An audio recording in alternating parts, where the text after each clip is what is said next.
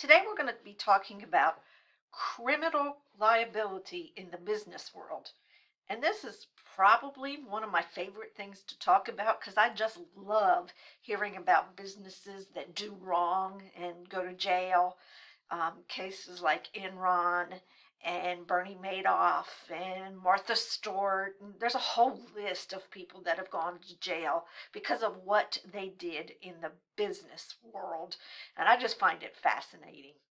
So anyway, the first thing I want to talk about is actually in the U.S. Constitution, and it's called the Commerce Clause.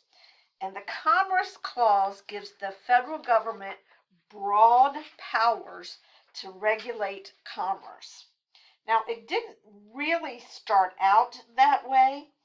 The actual clause is Congress is given the power to regulate commerce with foreign nations, among the several states, and with the Indian tribes.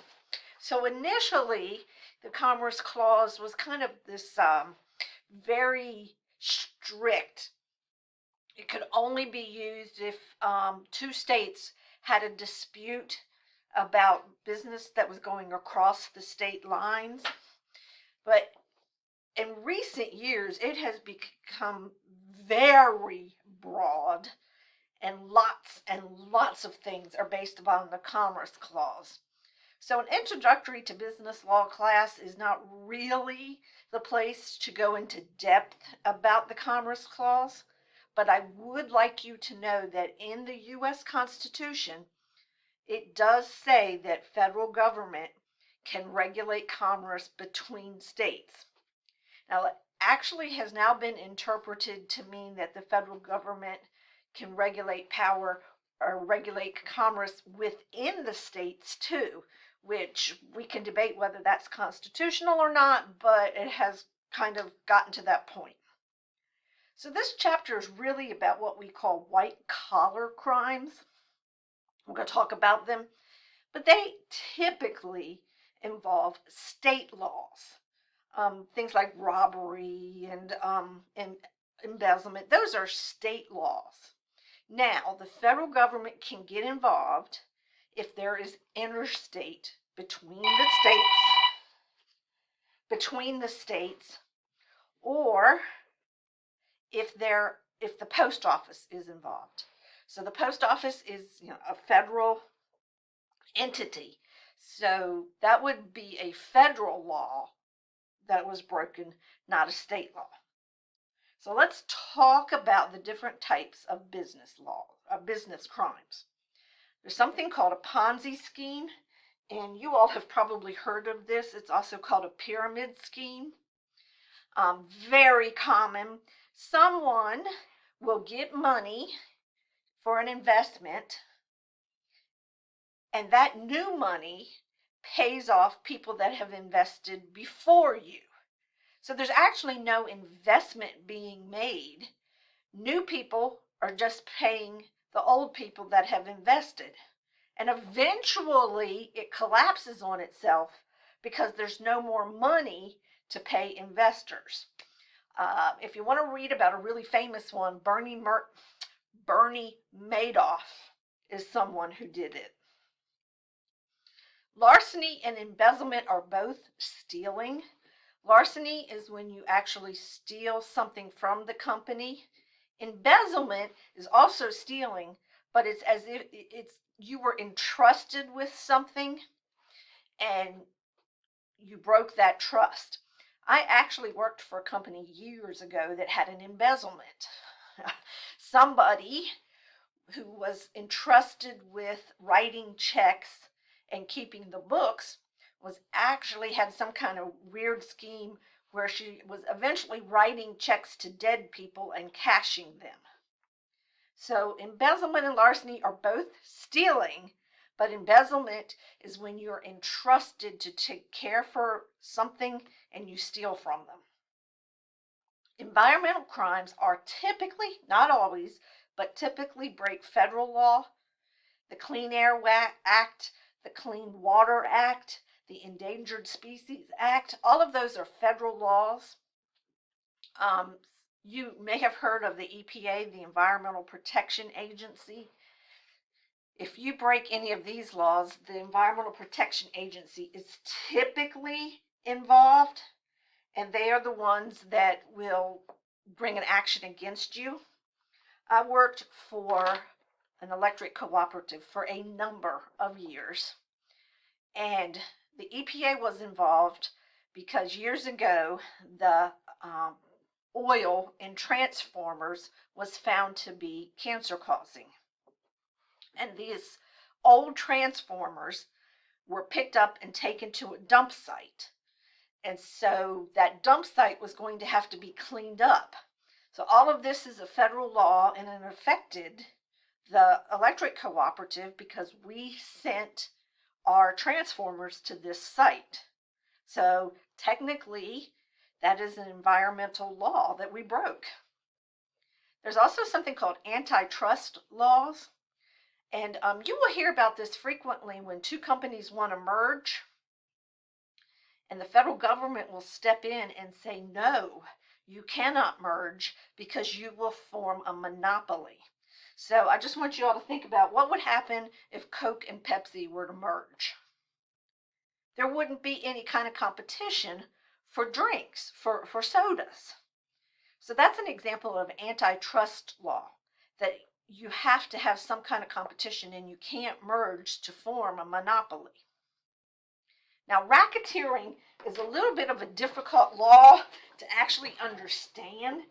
Basically, loan sharking, which is where you charge outrageous amounts for a loan, money laundering, blackmailing. You hear of racketeering a lot in organized crime. And usually, not always, but usually these can be federal laws. Now, bribery, that's when, and we all know what bribery is, it can be on the state level or it can be on the federal level. I have a friend who's building a house. He did not do this, but if he were to tell the building inspector, hey, I'll give you $1,000 if you pass my plumbing inspection, even though you know something's wrong with it. That's an example of a bribe. So money laundering is where you have bad money, if you will, and you try to get it into a legitimate business to make it clean money. One of the best examples, if you've ever watched the show on Netflix called Ozark, that has a lot of bad language in it, but that show deals with money laundering. You're getting bad money or dirty money from selling drugs, and you're running it through a casino to make it look like it's good, clean money. There's all different kinds of money laundering schemes and scams. I don't know a lot about them. Takes a lot of accounting knowledge to really do it well. But the basis is that you're taking dirty money and making it appear to be good money as it's coming from a legitimate business. And the last type of business crime we are all, and I mean all, familiar with. It's spamming. That's where it's allegedly illegal, and that's where we get all kinds of spam email. And all I do is block it and it still comes back. But I want you all to know that that is a crime, and the government does go after, if they can find out who's doing it, they do go after them. So the last thing I want to talk about in this chapter is the difference between criminal and civil. So the name of this chapter is Criminal Liability. If you get caught and you are convicted of any of these business crimes, you can go to jail as a criminal. But people can also sue you on the civil side. So in the civil world, you're saying basically that you caused me harm, and I want my money back because you caused me harm. You typically aren't sending anybody to jail under the civil lawsuit. What you're saying is, I want you to make me whole again. So with criminal, And your book does a good job of talking about this. These are offenses basically against the public or the society or the state, where civil laws address behavior that causes an injury to the private rights of an individual. And civil and criminal law is very, very different. The what am I trying to say? Beyond a reasonable doubt is for criminal. It only takes, I think it's a majority in civil cases. It has to be unanimous in criminal cases. So there is a difference between civil and criminal. And in this chapter, we're talking about criminal liability. So if you've gotten through this entire lecture, I would like to ask you to pick one of the 8 business crimes that I've listed above and see if you can find out what the actual penalty is if you are convicted. And email me that to twise@mitchellcc.edu, and I will give you 20 extra bonus points for emailing me what the penalty is if you're convicted on any one of the 8 crimes I've listed above. Thanks, and I'm available if you need me.